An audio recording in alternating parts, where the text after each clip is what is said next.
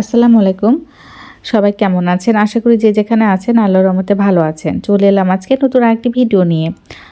আপনারা মনোযোগ সহকারে ভিডিওটি দেখতে থাকুন এবং কথাগুলো মনোযোগ সহকারে শুনতে থাকুন। এটা হচ্ছে একটা বেবি ড্রেস তৈরি করছি আর বেবি ড্রেসে কিন্তু আমি হাতের কাজ করছি। তো যে কাস্টমার আমাকে ড্রেসটি তৈরি করতে দিয়েছেন উনি বলেছেন আমি যেন ওনার ড্রেসে হাতের কাজ করে দিই। তো উনি কোনো ডিজাইন আমাকে দেননি, আমাকে আমার ইচ্ছা মতো ডিজাইন তৈরি করে দিতে বলেছে। তো আমি আমার মতো করে একটা ডিজাইন তৈরি করে সেটাতে হাতের কাজ করছি।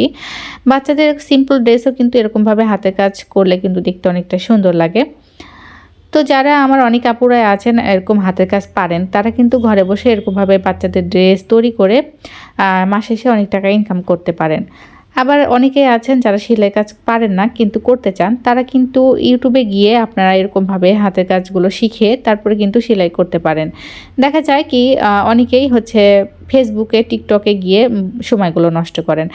আমরা যদি আপনারা যদি সেই ফেসবুক টিকটক দেখে সময়গুলো নষ্ট না করে ওই সময়টা যদি আপনি ইউটিউবে গিয়ে হাতের কাজগুলো শিখে নেন, দেখা যাচ্ছে ২-৩টা হাতের কাজ সেলাই শিখে নিয়ে আপনি নিজেই কিন্তু এরকম ড্রেস তৈরি করতে পারবেন আর সেই ড্রেস তৈরি করে কিন্তু আপনি সেল করতে পারবেন। তো হাতের কাজ শেখাটা খুব একটা যে কঠিন তা কিন্তু না। আমি কিন্তু আগে শুধুমাত্র চেন সেলাই আর কাঁথা সেলাইটা ছাড়া কোনো সেলাই করতে পারতাম না। তো আমি কিন্তু ইউটিউবে গিয়ে কিন্তু এই সেলাইগুলো শিখেছি। আর ইউটিউবে গিয়ে এই সেলাইগুলো শিখে কিন্তু দেখেন আমি কিন্তু এরকম সুন্দর করে বেবিদের ড্রেস তৈরি করে সেটাতে হাতের কাজ করতে পারছি। তো আপনি যদি নিয়ম করে প্রতিদিন এরকমভাবে ইউটিউবে গিয়ে হাতের কাজগুলো দেখেন বা করা শেখেন, তাহলে আপনি নিজেও তৈরি করতে পারবেন। তো কেন বসে থেকে অন্য কিছু দেখে সময়গুলো নষ্ট করবেন?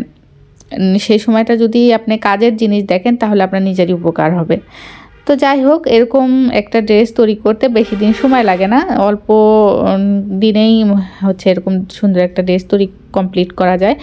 তো যারা এরকমভাবে চুপচাপ ঘরে বসে আছেন, তারা ঘরে বসে না থেকে আপনারা চাইলে কিন্তু এরকমভাবে আমার মতো ইউটিউবে গিয়ে কাজ শিখে আর সেই কাজ শিখে কিন্তু নিজেরাও ইনকাম করতে পারবেন।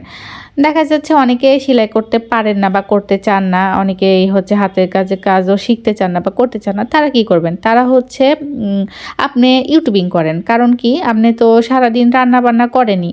আপনার প্রতিদিন তো রান্নাবান্না করতেই হয়। তো আপনি সেইগুলো ভিডিও করেন। সেগুলো ভিডিও করে আপনি সেগুলো এডিট করে আপনি আপলোড দিয়ে দেন ইউটিউবে। দেখা যাবে হয়তো ১ম এর দিকে আপনার তেমন ভিউ হবে না। কিন্তু আপনি প্রতিদিন যদি নিয়ম করে ভিডিও আপলোড দিতে থাকেন তাহলে একটা সময় পর কিন্তু আপনার ভিউ চলে আসবে। আর আপনি কিন্তু হচ্ছে আস্তে, আস্তে হচ্ছে ফেমাস হয়ে যাবেন। তো সেই কারণেই বলব আপনারা ঘরে বসে থাকবেন না। যেকোনো একটা কিছু করেন।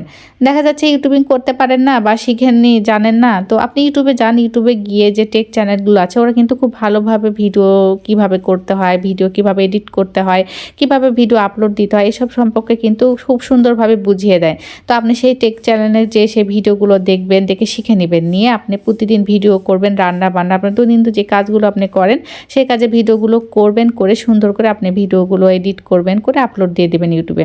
এইভাবে যদি আপনি রেগুলার ভিডিও আপলোড দেন, একটা সময় পর দেখবেন আপনি কিন্তু অবশ্যই সাফল্য অর্জন করতে পারবেন। তো ইউটিউবে হচ্ছে টিকে থাকাটা খুবই ধৈর্যের ব্যাপার। ধৈর্য ধরে কাজ করতে হবে। শুরুতেই আপনি যে একবারে ফেমাস হয়ে যাবেন তা কিন্তু না। আপনাকে ধৈর্য ধরে কাজ করে যেতে হবে। করতে, করতেই দেখবেন একদিন না একদিন অবশ্যই আল্লাহর দয়ায় আপনি কিন্তু একটা ভালো পজিশনে চলে যাবেন। তো প্রত্যেকটা ইউটিউবার যারা কিন্তু এখন হচ্ছে ভাইরাল হয়েছেন তারা কিন্তু দেখবেন ৫-৬ বছর থেকে ভিডিও করে, কন্টিনিউ করে যায়। তো একটা ৫-৬ বছর যারা ভিডিও করে তারা তো এখন ভাইরাল হবেই। তো আপনি এরকমভাবে করতে থাকেন, দেখবেন আপনিও একটা পর্যায়ে কিন্তু একটা ভালো পজিশনে চলে যাবেন। তো যাই হোক, হচ্ছে আমার কথা হচ্ছে চুপচাপ বসে থাকবেন না। আপনি সংসারের পাশাপাশি যেকোনো একটা কিছু করেন। হাতের কাজ করেন, সেলাই কাজ করেন, ইউটিউবিং করেন কিংবা আপনি পার্লারের কাজ করেন কিংবা হচ্ছে আপনি বিজনেস করেন, কাপড়ের বিজনেস করেন। যেকোনো একটা কিছু করে নিজেকে স্বাবলম্বী করে তুলুন।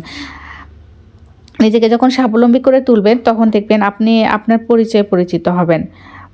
তো এইটাই আমি অনেক আমার আপুদেরকে অনেক কথাই বলি। তো আমার আপুরা যারা শুনেন তারা তো হচ্ছে খুবই ভালো কাজ করছেন। তো এই যে দেখেন আমি ফুলটা কমপ্লিট করে ফেলেছি আর ফুলটাতে আমি লাল আর নীলের কম্বিনেশন লাল ফুল আর নীল ফুল দিয়ে আমি কিন্তু তৈরি করেছি। আর হচ্ছে সবুজ কালার পাতা দিয়েছি। তো এইভাবে ডালভাবে করে দিয়েছি। আসলে সিম্পল করে দেওয়াই ভালো, বাচ্চাদের ড্রেস অত গর্জিয়াস না করলেও হয়। তো ফুলটা কমপ্লিট করার পরে কিন্তু দেখতে মাশাআল্লাহ ভালোই লাগছে। একদম খারাপ লাগছে না। তো এই যে আমি উপরে পাটে হচ্ছে লাল কাপড় ইউজ করেছি আর নিচের পাটে হলুদ কাপড় ইউজ করেছি। তো উপরে পাটে আমি হচ্ছে হলুদ আর গোলাপি ফুল দিয়েছি আর নিচে হচ্ছে লাল আর নীল ফুল দিয়েছি। তো আমি চাইছি একটু মাল্টি কালারভাবে তৈরি করতে। তো যাই হোক, যারা এতক্ষণ ধরে আমার ভিডিওটি দেখছেন, আমার যদি কোনো কথা আপনাদের ভালো লেগে থাকে তাহলে প্লিজ আমার ভিডিওতে লাইক করে দিবেন আর আমার চ্যানেলটি সাবস্ক্রাইব করে আমার পাশে থাকবেন। যারা অলরেডি কাজটি করে দিয়েছেন তাদেরকে অসংখ্য অসংখ্য ধন্যবাদ।